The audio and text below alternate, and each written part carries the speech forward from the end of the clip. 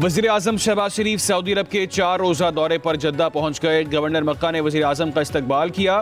नायब वज़ीर आज़म इसहाक डार की वज़रा भी वफ़द में शामिल। तर्जुमान दफ्तर खारजा के मुताबिक वज़ीर आज़म शहबाज शरीफ की सऊदी वली अहद मोहम्मद बिन सलमान से मुलाकात होगी। गजा की सूरत हाल, मशरक़ वस्ता के बदलते हुए हालात ज़ेर गौर आएंगे। वज़ीर आज़म मुख्तलिफ शोबों में इश्तराक के हवाले से सऊदी आला क़यादत से मुलाकातें करेंगे। दौरा दोनों ममालिक के माबैन बाहमी अफ़ाम तफ़हीम में इजाफ़े, तजारत, सरमायाकारी में ताउन बढ़ाने और दो तरफ़ा इलाक़ाई और आलमी मामलात पर सफ़ारती रवाबित के मज़ीद फ़रोग़ की राह हमवार करेगा।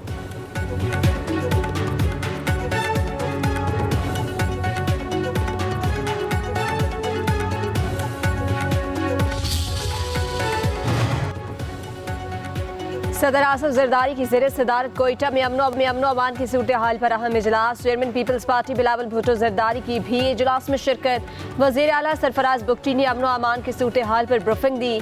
सदर आसिफ जरदारी ने खिताब करते हुए कहा कि बलोचिस्तान दिल के करीब है, सूबे की तरक्की और पायदारी अमन चाहते हैं। दहशतगर्द अनासिर हर कीमत पर शिकस्त देंगे। दहशतगर्द कौम को तकसीम करना चाहते हैं, रियासत ने रहना है और दहशतगर्दी के खिलाफ जंग जीतनी है। सदर जरदारी से बलोचिस्तान की पार्लिमानी पार्टियों के अरकान की मुलाकात। सूबे को दरपेश मसाइल पर तजावीज़ पेश की। आसिफ जरदारी ने कहा कि हुकूक छीनना नहीं चाहते, हुकूक देकर ही दिल जीतेंगे। ईद के बाद बलोचिस्तान में कैंप लगाऊंगा।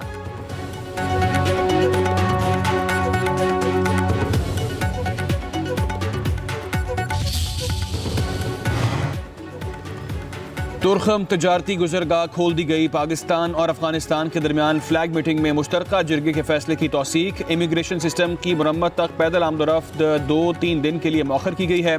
तुरखम इमिग्रेशन सिस्टम को अफगान फोर्सेस की फायरिंग से नुकसान पहुंचा है। सिर्फ अफगान मरीजों को हंगामी बुनियादों पर पाकिस्तान आमद और रफ्त की इजाज़त दी गई है। अफगानिस्तान के साथ मुज़ाकरात करने वाले जिरगे अरकान की वज़ीर आला अली अमीन गंडापुर से मुलाकात। बताया बॉर्डर खोलने के लिए तमाम मुतल्लिका फोरम्स पर कोशिशें की। वज़ीर आला की कामयाब बातचीत पर जिरगा अरकान को मुबारकबाद।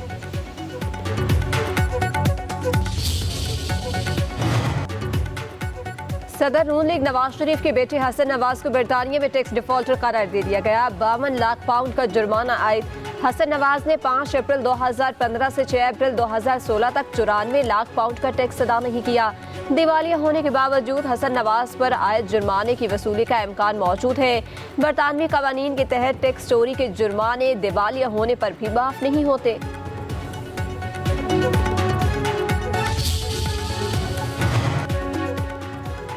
दुश्मन के पीछे हम किसी भी मुल्क में कार्रवाई कर सकते हैं। पाकिस्तान मुखालिफ अनासर को महफूज पनाहगाह फराहम करने वाली क़ुव्वतों के खिलाफ भरपूर कार्रवाई करेंगे। वज़ीर दिफा ख्वाजा आसिफ कहते हैं अफगान हुकूमत TTP के दहशतगर्दों की पशपनाही कर रही है। बानी पीटिया के दौर में TTP को निजी मिलिशिया कायम करने के लिए वापस लाया गया। ख्वाजा आसिफ ने कहा सिक्योरिटी कमेटी में किसी किस्म के फौजी ऑपरेशन की कोई बात नहीं हुई।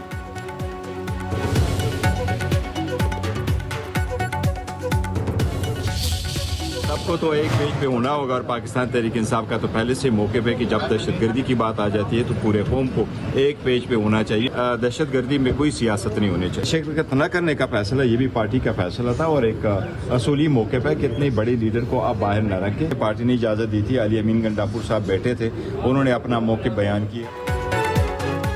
दहशतगर्दी के खिलाफ सबको एक पेज पर आना होगा, मुश्तरका बयानिया अपनाने की जरूरत है। चेयरमैन तहरीक इंसाफ बैरिस्टर गौहर का कहना है कि पार्लिमानी सिक्योरिटी इजलास में शिरकत न करने का फैसला मुत्तफिका था।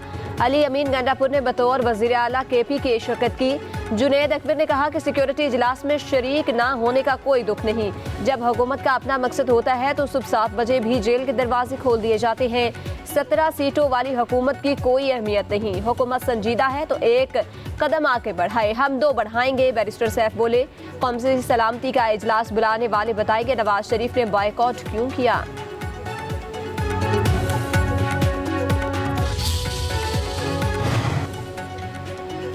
जाफर एक्सप्रेस हमले में दहशतगर्दों को 36 घंटे में अंजाम तक पहुंचाया गया। कौमी सलामती पार्लिमानी कमेटी के इजलास में तमाम जमातें मौजूद थीं मगर PTI ने इलामिये पर दस्तखत नहीं किए। सीनियर सूबाई वजीर मरियम औरंगजेब की मीडिया से गुफ्तगू कहा कि जब भी मुल्क को यकजहती की ज़रूरत होती है PTI गायब हो जाती है। Maryam Nawaz national action plan को मजबूत कर रही हैं। पाकिस्तान के तहफ़्फ़ुज़ के लिए तमाम सियासी क़ुव्वतों को यकजा होना होगा।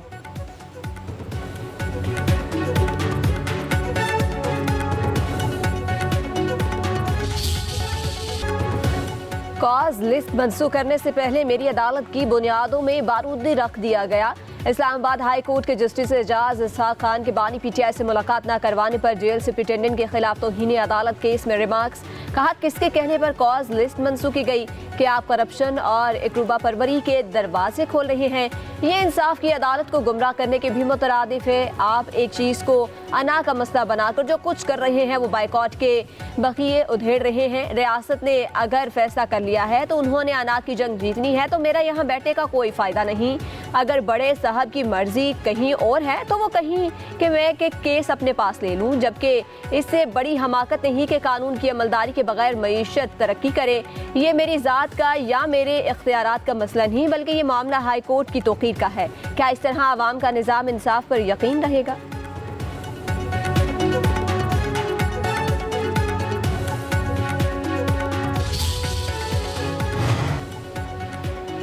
जस्टिस एजाज इसहाक खान ने रिमार्क्स दिए कि हाई कोर्ट रूल्स में नहीं है कि जज की मर्जी की बजाय चीफ जस्टिस केस ट्रांसफ़र कर दे।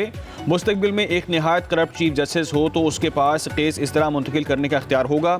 एक पार्टी के 3 केसेस हों, चीफ जस्टिस को दरख्वास्त दें तो ज़ेर समात केस मुंतकिल हो सकता है। भला जज रजिस्ट्रार ऑफिस के मरहून मिन्नत है। ऑफिस फैसला करेगा कि जज ने केस सुनना है या नहीं सुनना। क्या कॉजलेस फैसला करेगी कि अदालत इंसाफ कैसे देगी? डेप्टी रजिस्ट्रार जुडिशल ने बयान दिया है कि हमने चीफ जस्टिस ऑफ पाकिस्तान से हिदायत के लिए मामला भेजा। मशाल यूसुफजई ने कहा कि हमारे साथ बाहर ये हो रहा है तो बानी पीटीआई और बुशरा बीबी के साथ जेल में क्या करते होंगे। अदालत ने रिमार्क्स दिए, आप वो बात कर रही हैं कि हमें तो अपने इदारे की फिक्र हो गई है। गाइडेड मिसाइल आपकी तरफ जा रहा था, वो अब हमारी तरफ आ रहा है। आप इस हद तक आगे निकल गए हैं कि कमीशन को 1 मिनट तक मुलाकात नहीं कराई। अवाम जब ये देखेंगे तो कहेंगे कि ताकतवर लोगों के खिलाफ केस होगा तो जज बेबस हैं। सिर्फ चीफ जस्टिस केस सुनेगा। हाई कोर्ट के जज अदलिया की आज़ादी पर इस तजावुज़ को बर्दाश्त नहीं करेंगे। जस्टिस एजाज इसहाक खान का डेप्टी रजिस्ट्रार जुडिशल को तहरीरी जवाब जमा करवाने का हुक्म।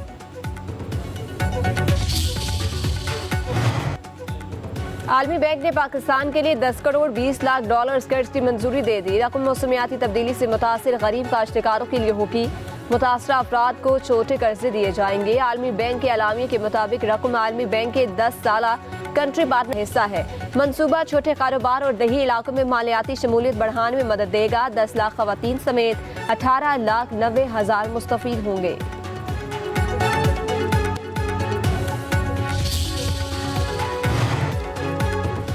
वज़ीर आज़म शहबाज शरीफ के नोटिस पर चीनी माफिया के खिलाफ तहकीकात में तेजी। FIA का PTA को मरासला, मिल्स इंतजामिया और कारोबारी लोगों समेत 11 अफराद का डेटा तलब। उधर नायब वज़ीर आज़म इसहाक डार की ज़ेर सदारत इजलास। चीनी की फराहमी और कीमतों में कमी के अमूर पर गौर। इसहाक डार ने कहा कि चीनी की कीमतों में इजाफा कबूल नहीं है। 1 माह तक चीनी की कीमत एक्स मिल रेट 159 रुपये होगी और यकीनी बनाया जाएगा कि चीनी की फ़ी किलो रिटेल कीमत 164 रुपये से ज़ायद न हो। मुल्क में चीनी की कोई किल्लत है न होगी।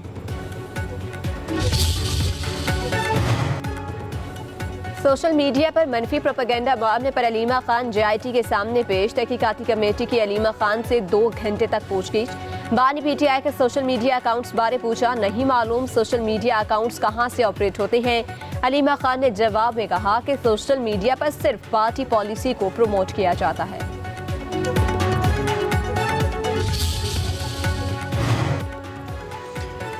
अपोजिशन लीडर उमर अयूब की अबूरी जमानत में अदम हाजिरी पर खारिज। इंसदाद दहशतगर्दी अदालत ने दरख्वास्त जमानत पर समाअत की। सनम जावेद और मिशाल यूसुफजई के वकील ने दलाइल के लिए वक्त मांग लिया। अबूरी जमानत में तौसीब, समाअत 22 मार्च तक मुलतवी। लाहौर की इंसदाद दहशतगर्दी अदालत ने साबिक वजीर फवाद चौधरी की 5 मुकदमात में अबूरी जमानत में तौसीह कर दी।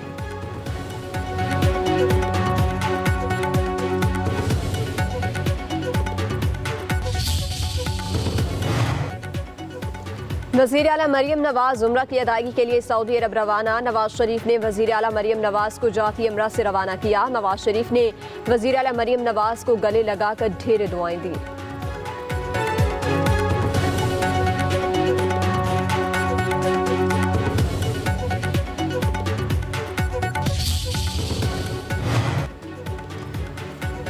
डिजिटल लर्निंग के दौर में तरक्की टेक्नोलॉजी और जदीद तालीम से मशरूत है। वज़ीर आला मरीम नवाज का डिजिटल लर्निंग डे पर पैगाम, कहा कि पंजाब के नौजवानों को जदीद दुनिया के तकाज़ों से हमआहंग करने के लिए मुमकिन मौके फराहम कर रहे हैं। CM लैपटॉप स्कीम सूबे के तलबा के लिए एक इनकलाबी कदम साबित होगा।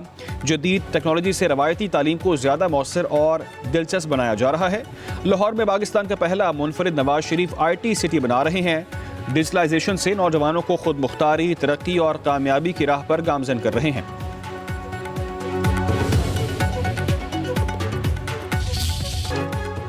ईद उल फितर करीब आते ही शॉपिंग में तेजी। लाहौर के बाजारों में रश बढ़ने लगा। बड़ों के साथ बच्चे भी पुरजोश। किसी को कुर्ता पसंद तो कोई जीन्स और शर्ट का शेदाई। जूते, घड़ियां, चश्मे की भी खरीदारी जारी। खवातीन भी बाजारों में खरीदारी में मसरूफ। रेडीमेड मलबूसात की दुकानों पर रश। दर्जियों ने भी बुकिंग फुल के बोर्ड लगा दिए।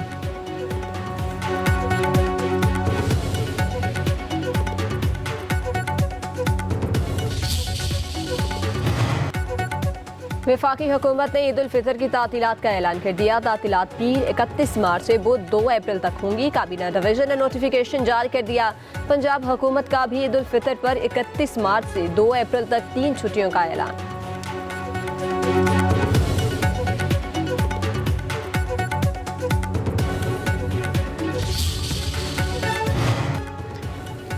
सोने की कीमत बेलकाम आज फिर 1650 रुपये इजाफा हो गया। कीमत 3,19,000 रुपये की बुलंद तरीन सतह पर पहुंच गई।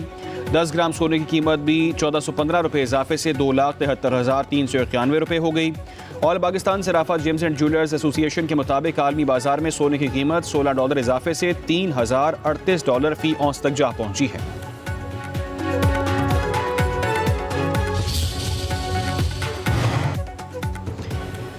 मुस्तफा आमिर कत्ल केस में पेशरफ्त। मुलजिम अरमगान के वालिद कामरान असगर कुरैशी को भी शामिल तफ्तीश करने का फैसला। पुलिस ने कराची की इंसदाद दहशतगर्दी अदालत को आगाह कर दिया। रिपोर्ट में कहा गया है कि मुलजिम अरमगान ने मुस्तफा आमिर को कत्ल के बाद अपने वालिद को आगाह किया। मुलजिम कामरान असगर कुरैशी ने पुलिस को इतला के बजाय बेटे को रूपोश होने का मशवरा दिया। अरमगान अपने वालिद के मशवरे पर शिराज के हमरा सकरदू और दीगर इलाकों में रूपोश रहा। मुलजिम अरमगान ने वालिद को गिरफ्तारी से बचने के लिए अमरीका जाने का कहा। अगर मुलजिम कामरान कुरैशी गिरफ्तार न हुआ तो किसी वक्त भी फरार हो जाएगा।